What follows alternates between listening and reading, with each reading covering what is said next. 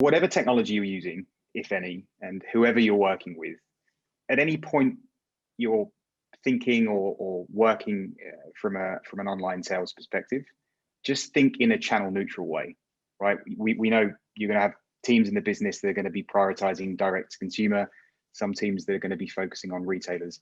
But just trying to remember that customers don't think in terms of channels and just focus on convenience, right? Ultimately, you want to get products into your customers' hands. And then the last point would be, from a monitoring perspective, monitoring your retailers doesn't have to be a policing tool, right? You guys are the guardians of your brand in many ways, and gaining insight should ultimately help your retailers because you can then invest more into their businesses as well. One final thought that I would like to convey is around the automation.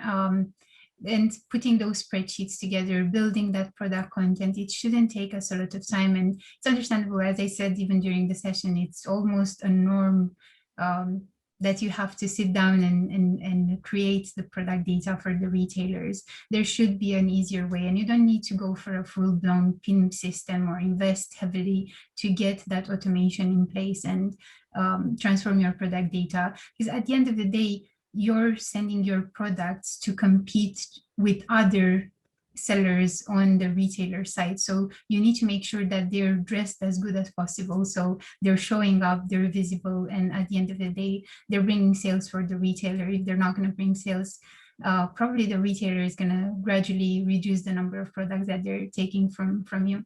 My takeaway is a little bit inward focused to ChannelAdvisor, but just sitting and listening to the different tools and recommendations, it's clear that from a platform perspective and as a solution provider, it's really become an end-to-end experience for brands to be able to manage their retailers, whether it's tracking what they're doing with brand analytics, being able to fix what they're doing and send great content with Retail Content Manager, or being able to reward your retail partners with shoppable media, and whether that's from the website or the digital marketing campaigns. That spread is across the gamut of what you need to do with your retailers to drive success.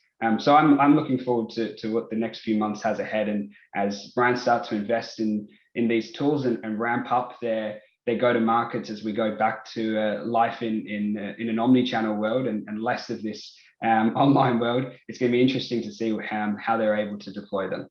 My takeaway would be that it's very important that you have like a full approach, and that there is that it's what I think Joe was or Alonso, I'm not sure, was just saying, is that you need to have all the information, and the person who's in charge of the relationship with the retailer needs to know what's going on in all the other departments, from, so obviously the sales relationship, but also to are we funneling demand to that retailer, because that's something they can use. Have we had issues using their product template, because that's something we may want to discuss. And even if that involves different people on the brand side, it's pretty cool if the person who's in charge of the relationship has the full vision of all the different connections between the retailer and the brand.